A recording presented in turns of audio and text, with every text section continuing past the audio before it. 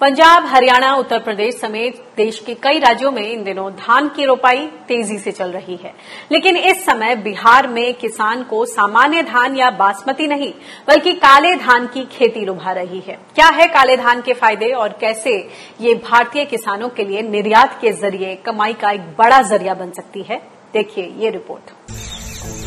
खेतों में लहलहा रही ये बालियां हैं काले धान की। चीन के जरिए दुनिया भर के बाजारों तक पहुंच रखने वाले इस धान की खेती भारत में काफी पहले से हो रही है। पूर्वोत्तर राज्यों के अलावा पश्चिम बंगाल और ओडिशा के किसान इसे उगाते हैं। मणिपुर में इसे चाखो के नाम से जाना जाता है। न केवल अपने रंग और जायके के लिए बल्कि इंसानी सेहत के लिए फायदेमंद होने की वजह से इसकी खास मांग रहती है। इसी को देखते हुए अब बिहार जैसे राज्यों के किसान भी इसकी खेती में हाथ आजमा रहे हैं। ये बहुत ही फायदेमंद है और धान के बनस्पत इसका लागत खर्च भी बहुत कम आता है। अगर इसकी कंपैरिजन करें हम दूसरे हाइब्रिड धान या रिसर्च वेराइटी धान से, तो इसका लागत भी बहुत कम आता है और मार्केट में इसका वैल्यू ज्यादा है। ब्लैक राइस एकमात्र चावल है जिसमें एंटी कैंसर गुण पाए जाते हैं। शुगर फ्री इस चावल में विटामिन बी, ई, कैल्शियम, मैग्नीशियम, जिंक और आयरन जैसे तत्व अधिक मात्रा में पाए जाते हैं। इसको खेती में किसान भाई को कम उर्वरक की आवश्यकता होती है, कम पानी की आवश्यकता होती है, जिससे इसकी लागत भी कम आती है। हालांकि उत्पादन भी इसका समान धान के अपेक्षा 30% तक कम होता है, लेकिन कुल मिलाकर देखें तो ये काफी फायदे का सौदा है। काले धान की खेती के लिए 10 जून से 30 जून का वक्त सही माना जाता है। महज 110 दिन से 120 दिन में तैयार हो जाने वाले इस काले धान में आम धान के मुकाबले बहुत कम पानी लगता है। बिना खाद पानी के पौधों की लंबाई आमतौर पर 5 से 6 फीट तक होती है, इसलिए खाद नहीं डाली जाती है। और अगर कीमत की बात करें तो जहां दूसरे चावल 25 रुपए से 150 रुपए प्रति किलो तक बिकते हैं, वहीं ब्लैक राइस यानी काले चावल की कीमत 250 रुपए प्रति किलो से शुरू होती है। हम ये कहना चाहेंगे कि और भी किसान को ये अपनाना चाहिए, क्योंकि ये बीमारी जो जिनको होती है उनके लिए भी लाभकारी है। जैसे कहते हैं एंटीऑक्सीडेंट, तो वो इसमें भरपूर है। जिंक है, आयरन है, कैल्शियम तो है ही, चूंकि ये है अनाज है तो इन चीजों की बहुलता है इसमें। इसको कम से कम 200 से 300 रुपए का रेंज मान लीजिए। अगर किलोग्राम ये बिकता है तो सामान्य जो धान बेचते हैं जो 14-15 रुपए मैक्सिमम 20 रुपए तक बेचेंगे जी, तो उसकी तुलना में तो करीब 10 गुना इसमें ज्यादा ये है। एंथ्रोसाइनेंस तत्व होने की वजह से ये काले जामुनी रंग का होता है। इस तत्व में एंटी इन्फ्लेमेटरी, एंटीऑक्सीडेंट और एंटी कैंसर माना जाता है। इसके अलावा black rice protein, fats, carbohydrate, natural fibre और आयरन से भरपूर होता है। इतना ही नहीं, ग्लूटेन फ्री इस चावल में क्रोडिनॉइड्स होते हैं, जिन्हें आँखों, खासकर रेटिना के लिए फायदेमंद माना जाता है। इन्हीं खूबियों के चलते काले चावल की देश ही नहीं अमेरिका, ऑस्ट्रेलिया और यूरोपीय देशों में काफी मांग है। यानी सरकार अगर काले धान या ऐसी ही दूसरी घरेलू फसलों को बढ़ावा दे तो ये निर्यात के जरिए किसानों के लिए कमाई के नए रास्ते खोल सकता है। दिल्ली से शबीना सिद्दीकी के साथ ब्यूरो रिपोर्ट, स्वराज एक्सप्रेस। तो कोरोना ने हम सबको ये तो सिखाई दिया है कि हमें अपने खाने पर ध्यान देना होगा, थाली पौष्टिक हो। खेती किसानी के तौर तरीकों में भी बदलाव की दरकार है। केवल हाई यील्ड यानी ज्यादा उत्पादकता वाली फसलों के पीछे ही नहीं भागा जा सकता, हमें न्यूट्रिशन पर भी उतना ही ध्यान देना होगा। एक तरह से दूसरा ग्रीन रेवोल्यूशन आए जिसमें न्यूट्रिशन पर भी जोर हो और किसानों तक भी जागरूकता फैले। इस पर और ज्यादा बातचीत करते हैं। हमारे साथ श्री देवी लक्ष्मी कोट्टी कोयम्बटूर से जुड़ गई हैं, जो कि कंसल्टेंट हैं सेव आवर राइस कैंपेन के साथ। आपका बहुत बहुत स्वागत है किसान बुलेटिन में। ये बताएं कि चावल की अगर बात करें तो क्योंकि आप सेव आवर राइस कैंपेन से जुड़ी हैं, तो जैसा हमने अपनी इस रिपोर्ट में दिखाया कि ब्लैक राइस तो सदियों से हमारे देश में मौजूद रहा है, लेकिन क्या कारण है कि किसान खुद ही इसके जादू से अनजान है।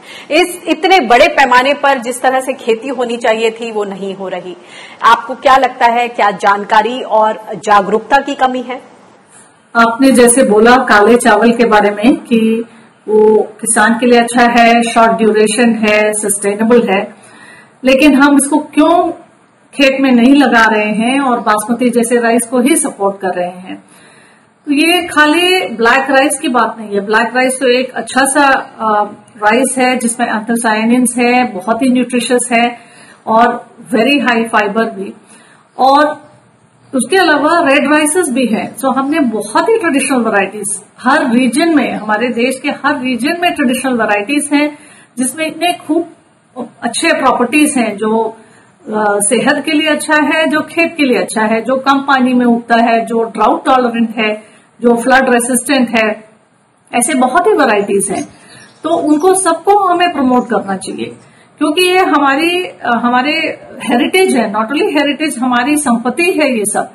और जैसे क्लाइमेट चेंज अभी आ रहा है, हमें जरूरत है ऐसे रेसिलिएंट वैरायटीज की।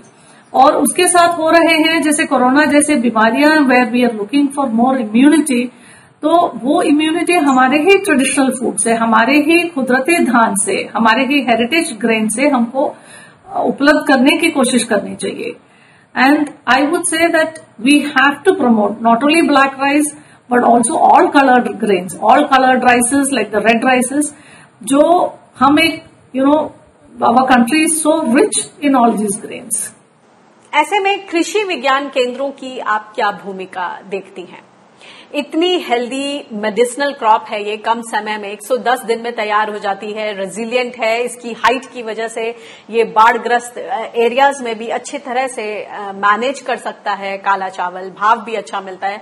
फिर क्या कारण है कि घरेलू बाजार में या फिर इवन निर्यात के लिए हम इसे तैयार नहीं कर पा रहे हैं? और इन वैरायटीज को प्रमोट करने के लिए केवीके जैसी संस्थाएं क्या कर सकती हैं?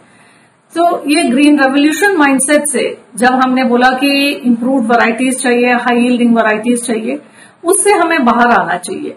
इम्प्रूव्ड वैरायटी की भी जगह है, कीजिए इम्प्रूव्ड वैरायटी, लेकिन ट्रेडिशनल वैरायटीज खराब नहीं है, उनको ऐसे ही बाहर मत फेंकिए, उनको ऐसे मत ट्रीट कीजिए कि हमें जरूरत नहीं है। चावल या धान एक कमोडिटी बन गई है। हम सोच रहे हैं कि 1 एकड़ में खेती करें तो कितना टन मिलेगा, कितना क्विंटल मिलेगा।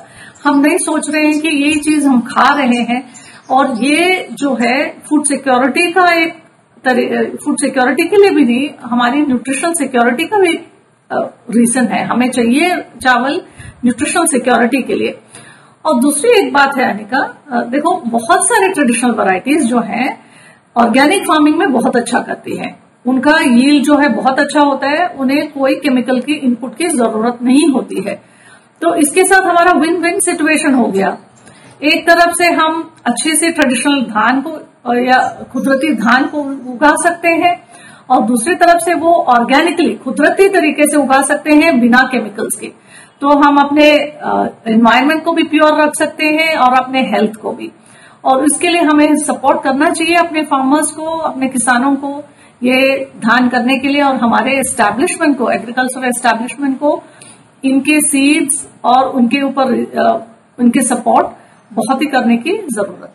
देश में एक जमाने में कहा जाता है कि 1 लाख से ज्यादा इंडिजिनस चावल की वैरायटी थी जो कि कहीं अब गुम हो गई है। क्या हम अपने खजाने में एक बार उसको फिर से खंगालने की जरूरत है? सुपर फूड्स के पीछे दुनिया है। हम किसानों को सरकार के जरिए इस तरह के सुपर फूड, इस तरह के बीज क्यों नहीं उपलब्ध करा पाते? क्या अड़चने आप देखती हैं? आपने सही बोला अनिका, 1 लाख के ऊपर हमारे हेरिटेज राइस वैरायटीज हुआ करते थे। सोचो कितना बड़ा नंबर है। और अभी हमें मालूम है बासमती, या साउथ में मालूम है पुन्नी या एक सोना मसूरी। उसके अलावा आगे पूछो तो हम बहुत ही लोग चुप हो जाते हैं कि और कौन सा राइस वैरायटी है। और हमने अपने कैंपेन में सेव आवर राइस में 1000 के ऊपर, 1200 के ऊपर राइस वैरायटीज हमने सेव किए अक्रॉस 4 डिफरेंट स्टेट्स।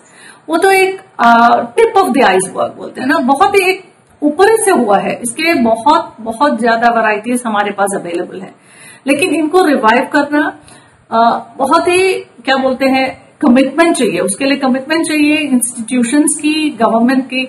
हमारे पास हमारे सभी एग्रीकल्चर यूनिवर्सिटीज में इतना जमीन है और इतने अच्छे साइंटिस्ट हैं, वो सीड बैंक शुरू कर सकते हैं, वो राइस डाइवर्सिटी ब्लॉक शुरू कर सकते हैं, वो फील्ड ट्रायल्स कर सकते हैं वहां पे कि इन वैरायटीज का परफॉर्मेंस कैसे होगा, ये वैरायटीज किस क्लाइमेट में अच्छा यील्ड देते हैं। और इनके लिए क्या इनपुट्स चाहिए। तो जो बहुत से सिविल सोसाइटी ग्रुप्स, एनजीओज या फार्मर ग्रुप्स कर रहे हैं ये सीड सेविंग का काम डिस्पर्स्ड तरीके से in different parts of the country, वो एस्टैब्लिशमेंट भी टेकअप करें, द एग्रीकल्चरल एस्टैब्लिशमेंट को भी उसका एक ओनरशिप ले लें तो बहुत ही अच्छा होगा, क्योंकि वो सीड मल्टीप्लिकेशन कर सकते हैं। जो सीड मल्टीप्लिकेशन करे और फार्मर्स को सीड दें और उनको ये तसल्ली भी दें कि आप ये उगाएंगे तो हम आपके लिए मार्केट इसके लिए बनाएंगे, तो डेफिनेटली जरूर फार्मर्स ग्रो करेंगे। और मुझे उसमें एक एडिशनल पॉइंट जो बहुत ही महत्वपूर्ण लगता है कि हमें कन्विंस करना चाहिए अपने फार्मर्स को ये वाले धान खाने के लिए। अभी ऐसा एक माहौल आ गया है कि रूरल इंडिया में हम बहुत ही डायबिटीज देख रहे हैं। बहुत दुख भरी बात है कि हमारे किसान, बहुत लोग डायबिटीज के शिकार हुए हैं और उनको भी ये फाइबरफुल विथ ब्रांड अच्छे ट्रेडिशनल वैरायटीज खाने चाहिए। और जो सेवा राइस कैंपेन में ये एक विक्ट्री बहुत ही हुआ है कि जिन जिन किसानों ने ट्रेडिशनल वैरायटीज करना शुरू किया, उन्होंने अपना धान पूरा पैडी के बेचने के बगैर अपने लिए रख के अपने लिए खुद ऑर्गेनिक ट्रेडिशनल राइस खाना शुरू किया है। और मेरी ये आशा है कि हर जगह हर किसान ऐसे ट्रेडिशनल राइसेस जो ग्रो करेगा और ट्रेडिशनल राइसेस खाएंगे भी। कहा जाता है कि फूड सिक्योरिटी जरूरी है, तो अगर ऑर्गेनिक या कम उत्पादकता वाली फसलों की तरफ हम जाएंगे तो उससे देश का पेट नहीं भरा जा सकता। आप क्या कहेंगे? धन्यवाद अनिका, ये आपने बहुत ही अच्छा सवाल पूछा फूड सिक्योरिटी का, क्योंकि हमने इन सब कुदरती धान ये ट्रेडिशनल वैरायटीज खो दिए फूड सिक्योरिटी के नाम पे, और हमें इन्हें वापस लाना पड़ेगा न्यूट्रिशन सिक्योरिटी के नाम पे। क्योंकि जो फूड या राइस या धान है, हमने उसको एक कमोडिटी बना दिया है और उसका क्या दाम है, वो कितना यील्ड है, वही हमारा फोकस हो गया है। लेकिन ये हमारे न्यूट्रिशनल सिक्योरिटी का आधार है। जो न्यूट्रिशनल सिक्योरिटी के लिए हम खाना खा रहे हैं, जितने लाखों करोड़ों बच्चे, औरतें, बूढ़े बुजुर्ग, नौजवान लोग हैं अपने देश में, हम उनके न्यूट्रिशनल सिक्योरिटी हमें देखना चाहिए। और जब हमारे किसान खुद न्यूट्रिशन सिक्योरिटी नहीं पा रहे हैं, तो हम क्यों नहीं इनको खेतों में वापस लाएं जो न्यूट्रिशनल सिक्योरिटी हमको देंगे। और फूड सिक्योरिटी की बात कही, फूड सिक्योरिटी के लिए हमारा बिगेस्ट प्रॉब्लम, सबसे बड़ा प्रॉब्लम यह है कि फूड वेस्टेज हो रहा है। जो प्रोडक्शन हो रहा है, ये नहीं बोल रही हो कि आप हम हाई यील्डिंग वैरायटीज ना उगाए, वो भी उगा सकते हैं और इनके लिए भी जगह है। क्यों नहीं हम दोनों उगा सकते हैं। ये नहीं कि हम पूरा जो हाई यील्डिंग वैरायटी के लिए इन ट्रेडिशनल वैरायटीज को हमने कंप्लीटली हटा दिया है, लेकिन इनको हम जरूर वापस ला सकते हैं। और हमारे कैंपेन में ये साबित भी हुआ है कि ये सक्सेसफुली हो सकता है। और हमें ये करना चाहिए कि जो भी किसान विलिंग है, करने के लिए इंटरेस्टेड है, उनको इसमें हमें जरूर लाना चाहिए। और हमारा अनुभव है कि जब हम ट्रेडिशनल ये वैरायटीज ऑफ राइस ग्रो करते हैं, न्यूट्रिशनल सिक्योरिटी जरूर इम्प्रूव होता है एंड डेफिनेटली फूड सिक्योरिटी भी इम्प्रूव होगा when we reduce food wastage. जी, बहुत बहुत शुक्रिया हमसे बातचीत करने के लिए।